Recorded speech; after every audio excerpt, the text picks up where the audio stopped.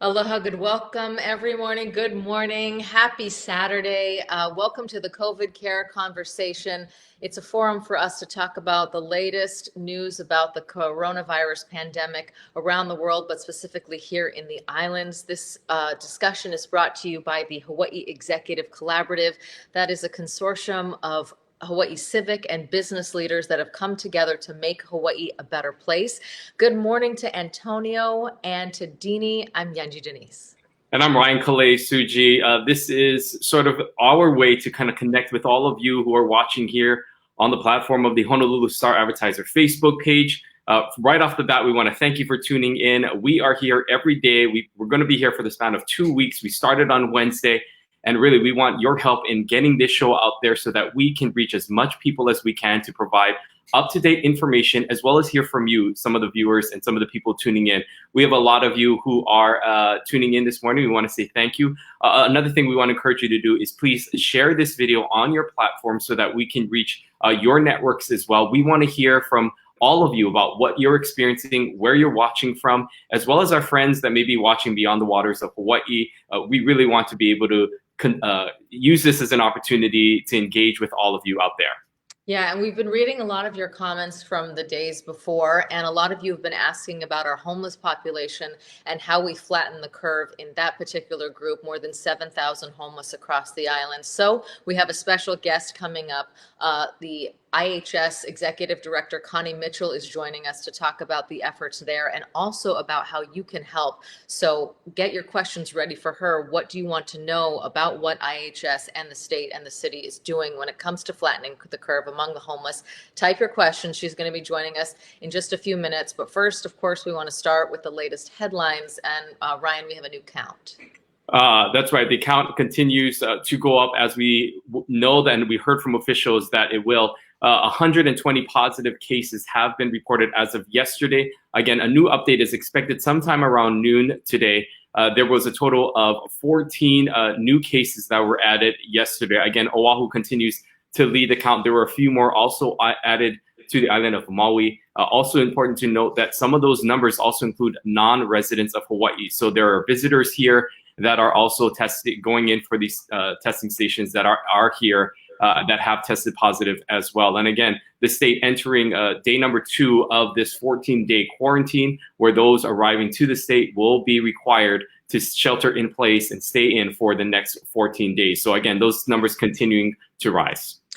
We know a lot of you have questions about testing. This weekend, just like last weekend, there will be drive-through testing. They're going to be offered in 2 sites. The paper has a good write-through of that, but just briefly, Kaka'ako Waterfront Park, that's on Sunday. Today is Waipio Peninsula Soccer Complex. That's from 8 a.m. to 2 p.m. Now, before you get in your car and drive down there, these are some numbers you can call that we put on your screen. If you are interested in getting tested before you drive out there, waste the gas and sit in line, call one of those numbers. Make sure that this is something that you should actually be doing. Kaka'ako Waterfront Park last weekend, they had huge lines, but only about 40% of the people actually got tested. That's because you do have to go through a verbal screening where they will ask you about symptoms. And if you don't meet those requirements, the criteria rather, they don't want to waste a test because the tests are limited. They want to do as much testing as possible, but they can't unfortunately test everybody. So they want to make sure that you have actual symptom criteria. So check the article today lists exactly what that criteria is, and you can call the number right there on your screen. Yeah, and of course, this is a great resource for all of you watching who may be thinking that you want to go and get tested. Again, we don't want people waiting and stalling in their car during this time when really they're not meeting the criteria. So call that number again. Eligible for testing, it includes symptoms such as the fever, cough, shortness of breath. They're going to ask you about your travel history. But also just, I think that is a great resource, that phone number there that they've actually set up to help limit the amount of people that are just going down there to hopefully get tested and only to be turned away because they don't meet the criteria. So great resource for that. And we're seeing some questions come in about the homeless. Please add more questions as you go along. We want to introduce now Connie Mitchell, the Executive Director of the Institute for Human Services here on Oahu, or there on Oahu, I should say. I'm on Hawaii Island right now. Connie's joining us from her office and has some very exciting news when we're talking about how to flatten the curve among the homeless. So good morning, Connie. Good morning, Yunji and Ryan. So tell us about the new efforts, the Ka'amahu building and what's being done there in terms of actual quarantine, and also about the H4 testing, if you would. So a couple of weeks ago, we were really thinking that we needed to have some place where people could go who were starting to exhibit symptoms and maybe were awaiting test results or had tested positive already. Unfortunately, we haven't had much testing among the homeless community, so that's why we haven't seen that many positives, or I don't know of any that really are positive so far. But I think as we begin to test, it's going to go up, and we really want to identify the people who are most vulnerable.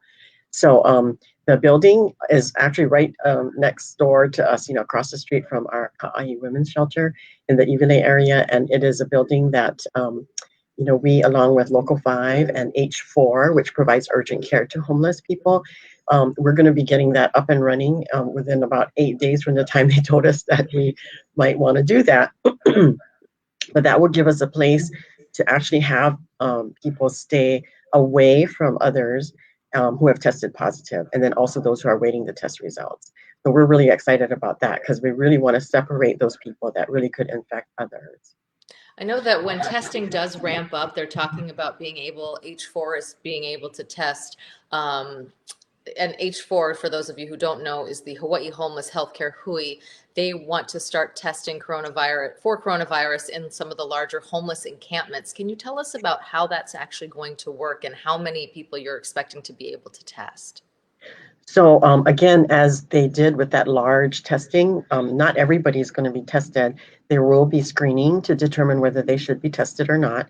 So our outreach team is planning to go out with H4 medical personnel who will do the testing. There will be screening, and we already have done some surveillance of the folks that we believe are more vulnerable, that we really want to make sure that they don't end up getting the coronavirus. And just to let people know why it's so important, among the homeless community, people are generally more mobile. They're always moving. They're really going from place to place. And we've been told shelter in place, but they can't stay in one place. They're looking for the basics like water and toilets. And so if they can stay put, we really can have a better chance of helping them to shelter in place and get the supplies that they need out to them.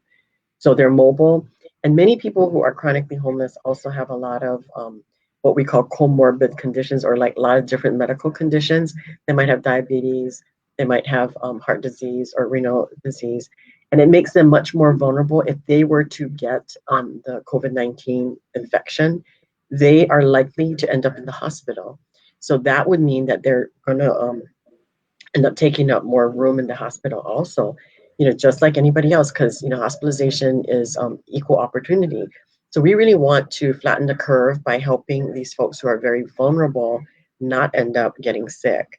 So I think those two things, being mobile and vulnerable, and a lot of times congregating, they usually cluster, and they're in our shelters, and we've had to look at ways to just kind of make more space for people so that they aren't as likely to pass it on to someone if they did get infected. So that's the way to flatten the curve. Connie, what about the overall just the access to information? How are these those on the street and homeless? Do they know about just how severe this disease is and this pandemic? What are sort of the education efforts just to kind of keep them aware? Of course, we have access to internet and information, but how are they getting that information? So our outreach teams are going out and letting people know about, we're passing out flyers to let people know about the basic ways that they can keep themselves safe, but also to learn more about the coronavirus. And so we really try to do health education as well as, giving instructions and then some supplies that might be helpful for them. But it's ranging from what's going on, they don't know anything about it, to them really knowing a lot about it, because many of them have smartphones and they are able to access the information on the internet. And then there's the coconut wireless, and people do pass on the information, thankfully. So I think there's a range. We want to bring in some of the viewer questions. So Brandon Sugiara says that he wants to know, can people still make donations to the shelter? What is the procedure for that? And are volunteers allowed to make meals for the homeless as folks are also encouraged to stay home. So can you tell us about how the public can get involved with this effort? Because it is going to take quite a few people. So to answer Brandon's question, yes, we really do welcome donations of meals still.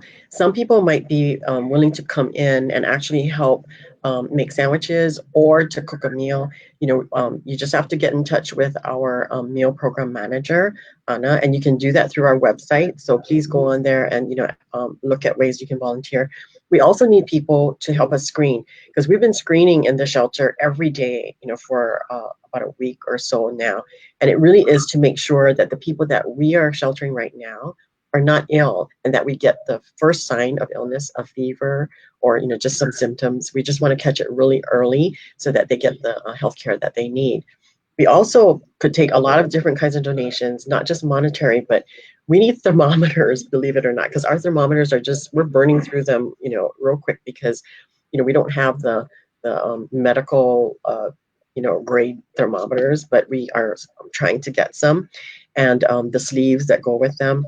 We also need, I wanted to show with people have been making masks for us. These are really beautiful. And we need other regular surgical masks as well as the N95s. Because we're not considered a healthcare organization, for the past couple of weeks, we didn't get access to a lot of those, what they call PPE, or personal protective equipment. But then people, are donating some that maybe they had left over. And we really appreciate anything that people can give, including hand sanitizer. Hand sanitizers, and also, in terms of the efforts that we're going to make to help the unsheltered people, we need basics like bathroom tissue and paper towels, but we want to make kits for people so that they can shelter in place. There's really so much more threat when people are just moving around and not, knowing who they're, really contacting. We really want to know where they are so that we can go back to them, provide the food and the basics that they need. So many ways that people can help. I want to share one more thing that somebody donated to us just this week. South Seas Pandas, kind of decided that they would make these face shields for us. So these kind of protect us and help us when we're screening and we're out there in the community when we really don't know what we're dealing with. So it's been very, very appreciated. So there's all different kinds of ways that people could help us still, and we really want to interface with you to be able to talk about that. So we've actually put a link, or I know that your team there has provided a link of the items that you folks need. It's in the comment section here that we've popped up. But we'll also be posting this in our show notes. And you'd also mentioned, aside from those listed items, there's also ways that people can volunteer to get involved. You said you need help with screening. We also want to remind people that you can head over actually to coronavirushawaii.com, click on the How I Can Help, and you can fill out your information. That includes just your name and your contact information. If you would like to volunteer for IHS and be a part of that, please fill your information there, and we can get that over to those at IHS. I know some folks are also watching from the neighbor islands, and there was a question that came in a little while ago. I'm trying to find it now, asking about what about the neighbor islands? Can you tell us a little bit about what's being done to flatten the curve among the neighbor island homeless populations? I think the neighbor islands have more of a rural population. So I think they're doing a lot of the same things that I mentioned also. They're going out doing outreach, to a lot of people. And, I want to also say that we haven't stopped trying to house people. That is the best way, as far as I'm concerned, to really help our homeless community. So we really are looking for more units, of people who are willing to rent out, to the people who are experiencing homeless right now. We're also anticipating that there are a lot of people who have lost their jobs who will end up teetering on homelessness, possibly if they rent and they're just, going paycheck to paycheck. It's going to be tough. And so we really want to ramp up our ability to really help those folks as well. But I think the neighbor islands also have homeless service providers that are doing very similar things, the U.S. Interagency Council on Homelessness has put out guidance, on what we can do. If there are encampments, there are definitely some recommendations that we're trying to follow. And, we're definitely trying to also reach out, to other people who may want to volunteer to help with those encampments. For instance, when the public bathrooms opened up this week, we need people to even help, with folks who need, like I mentioned before, the toilet paper and other, cleaning supplies, because they didn't want to open up the bathrooms because people were stealing toilet paper. And so if we can just make sure that people have what they need, we can all be a real healthy community together. And so I'm really excited about the opportunities that we have to organize that way and really make our community feel like we're all in this together. I know that you said that with the Hawaii Homeless Healthcare Hawaii H4, which is a public-private partnership, the McNaughton Group Foundation, Hawaii Community Foundation, and others coming together to contribute almost $500,000 to get that testing and services off the ground. The goal is 200 a day. How long do you think it'll take to get there to the testing? I think, I don't know that we'll be able to do 200 a day, because if you take the percentage of the people that, actually got tested when there was the large group of people that tested, that would mean that we would end up, probably screening about maybe 500 people a day. And I don't think that we'll be able to do that because we have to get out to different places. So we will be able to at least have a plan to really do it for all the larger encampments and the folks that we're normally serving already. So I think the partnership between H4 and the outreach teams are gearing up, and we're ready at IHS to go next week already. So we're going to start there. Okay. I want to ask you, this is obviously not something that is confined to Hawaii. There's a lot of other communities that are dealing with how do we help the homeless in this crisis. Have you guys been in contact, or have you noticed or taken note of what other cities may be doing, or trying to find best practices, I guess, in this situation? Absolutely. And I think everybody needs to know that our state and our county governments are really consulting with other cities that have actually been ahead of us, right? They've experienced a surge already, maybe. And so we're really trying to learn from others and really do the things that really can help us. So as I mentioned before, besides the United States Interagency Council on Homelessness, we're also looking at what Seattle has done, because they had that, huge outbreak. And so they have a lot of larger encampments as well. So a lot of the recommendations are being considered. We also participate in some webinars, with some of the folks that have been helping in those areas. So whether they're in the actual homeless services arena, doing direct services, or in the medical area doing infectious disease, everybody's coming together to really lend their expertise to really do the things that will be most effective. Okay. Well, thank you so much, Connie Mitchell from IHS. Again, there is a call out for volunteers, for supplies, for whatever you can do. We're going to put that link again in the show notes, and you can please share this video with others, get the word out. If you're at home and you feel like you want to do something, there are definitely ways to help. They don't necessarily even require cash. There's a variety of ways. And Connie, we really mahalo you for being on with us today. Mahalo, Yunji. Ryan. Take care. Aloha. Wow. Okay. Well, wonderful to hear from her, and wonderful to hear that that center on Ka'amahu will be up and running by Wednesday. They're going to get the testing started. Again, we talked about at the top of this broadcast the weekend testing here. So remember that if you want to get tested, today is drive-through testing in Kaka'ako Waterfront Park, today is testing at Waipio Peninsula Soccer Complex, Kaka'ako Waterfront Park. On Sunday, the hours are 8 to 2. You can see that was last weekend. That's sort of what the procedure looks like. But don't get stuck in that line unless you actually need a test. The number there on your screen will let you know if you qualify.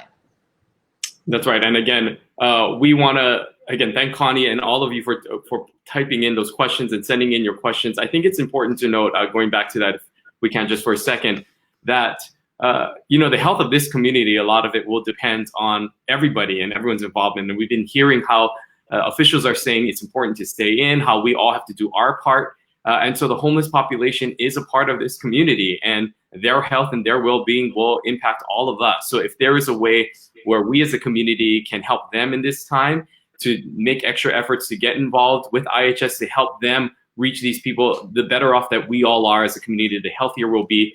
We'll be able to keep those numbers down.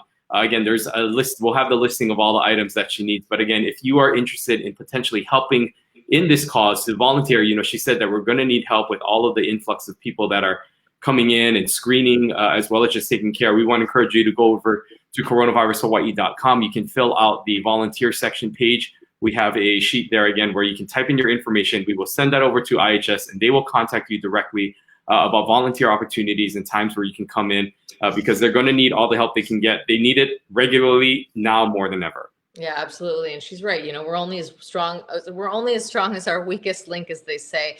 And her point really about how transient this community is really important. So we want to do our best to flatten the curve there. We also want to talk about a few other things that are in the news today. The Star-Advertiser has an interesting piece about authorities pushing to restrict neighbor island air travel, taking temperatures. Right now, flight crews are the only ones who are getting their temperatures taken at the airport.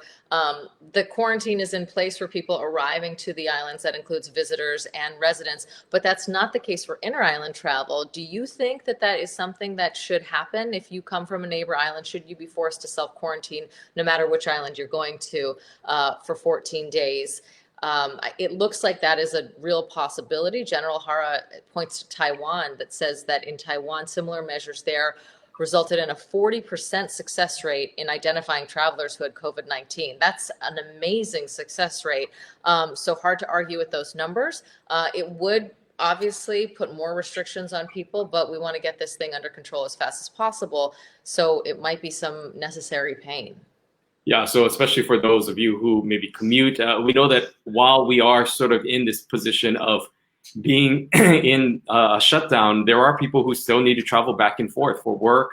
Again, the question becomes about what about the flight attendants who are flying back and forth between these islands? So there's a lot of questions and the things, I think the dynamics of the way in which just Hawaii is geographically situated as a state. We just can't drive from one to the other. Air transportation is a huge part of it. So I know state officials are trying to look at all of those different nuances to try to find a way in which we can provide a way in which we are able to continue to live as normal of a life as possible while also respecting the orders that are coming down. Again, we want to thank everybody for continuing to send in your comments. If you have any other comments, we want to encourage you to keep those coming in and keep sharing this. The other thing that we also want to talk about is just some information that was handed out. The HPD actually released a statement yesterday saying that they are not planning to set up any roadblocks.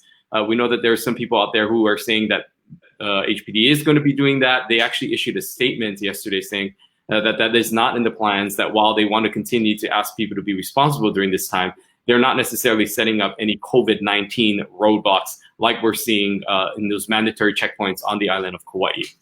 That's right. And the big question in the Star-Advertiser today is, do you agree with police cracking down on the stay-at-home violators? Definitely it's okay, or no, it's too much. Right now, definitely is in the lead. I think a lot of people feeling that if they are restricted, everyone should be restricted. But we'd love for you to go online after this to the Star-Advertiser's homepage and answer their big question of the day. Vote in that poll. We also want to talk about, very quickly, we have an update from Hawaiian Electric yesterday. We had told you about some of the scammers that are out there. We want to, again, remind you to be careful of the scammers and also let you know that they have suspended disconnections until May 17th. So you do have a little more time if you are in a situation where you maybe have lost some work and you can't pay your bill right now. You still are required to pay your bill, but you can work it out with them. So head to hawaiianelectric.com to find out what phone number to call or how to get in touch with them.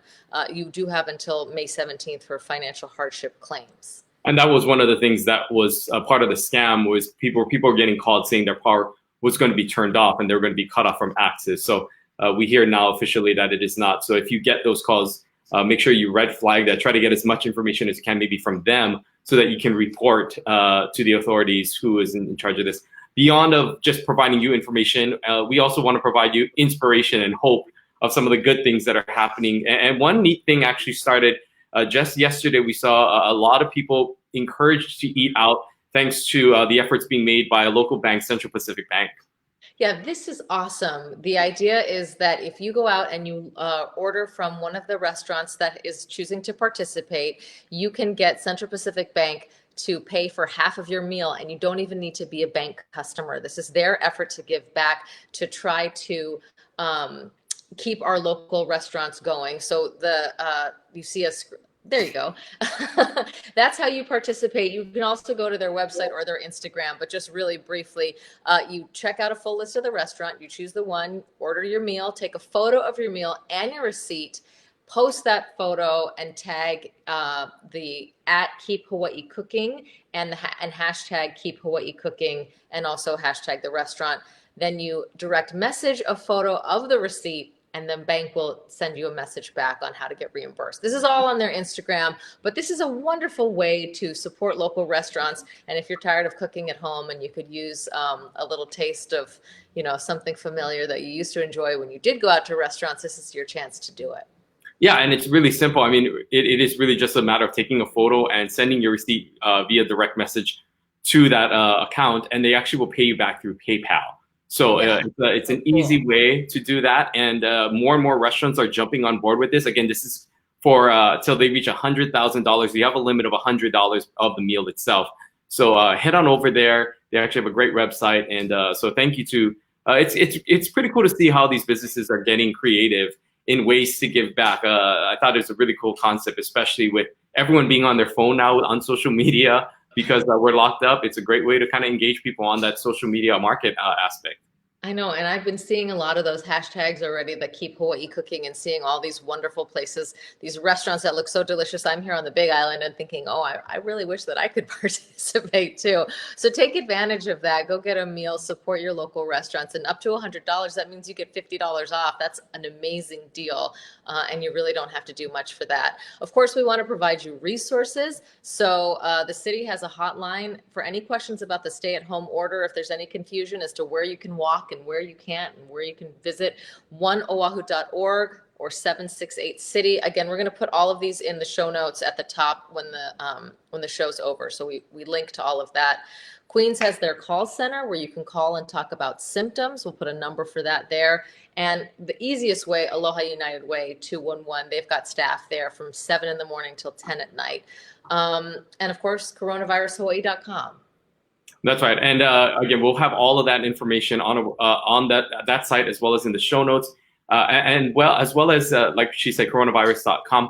We actually want to encourage you pitching for tomorrow's show and getting ready for that. We're actually going to be speaking to Dr. Rupi. We're going to actually have a doctor here that will be joining us. She can actually answer your questions. So if you have specific questions, medical questions about the virus, about symptoms, whatever you may have, please tune in tomorrow. You can also go over to coronavirushawaii.com and click on the Ask the Doctor section, submit your question there, and we can ask it live. Or you can tune in tomorrow, type it in the comments section, and we'll be sure to get those comments to the doctor as soon as quickly as we can. We expect there's going to be a lot of questions out there from people, so we're going to try to get through as many questions as we possibly can. But again, tomorrow we'll be speaking to Dr. Rupi. Head over to coronavirushawaii.com, type in your question or type it in here. And again, this is a great resource for you who may have a few questions specifically for these medical conditions. Yeah, and Brandon has a quick question. Can I get the link? Well, Linnell provided it right there. KeepHawaiiCooking.com. That's where you go to find out all the details about that Central Pacific Bank initiative, and up to $100,000. That's amazing. Dr. Rupi's going to be fantastic. You guys are going to love her, and it'll be a great way for you to just interact with a doctor without having to, call your medical provider, and just for us to talk about. There's so many myths out there about what the symptoms are, what's effective, what's not. So we can't wait to have her on. And we always like to end with a call to action. The biggest call to action is for you to stay home. Let's all help each other by staying home and sheltering in place as much as we can right now. And we're going to put a link for IHS, and I know that they responded in the comments as well, for all of the things that they need, because we really need to help our homeless population through this difficult time. That's right. So again, all those information there. We want to thank you for tuning in. Again, continue to spread the word. Let people know that we're going to be on again tomorrow at 10. We're not taking a day off here. We're going straight through this. We're here with you folks. So please use us as a resource. If you have any questions, feel free to type it into the comments. And we look forward to seeing you all here tomorrow morning again at 10 a.m. here on the Star-Advertiser Facebook page. Aloha. Aloha.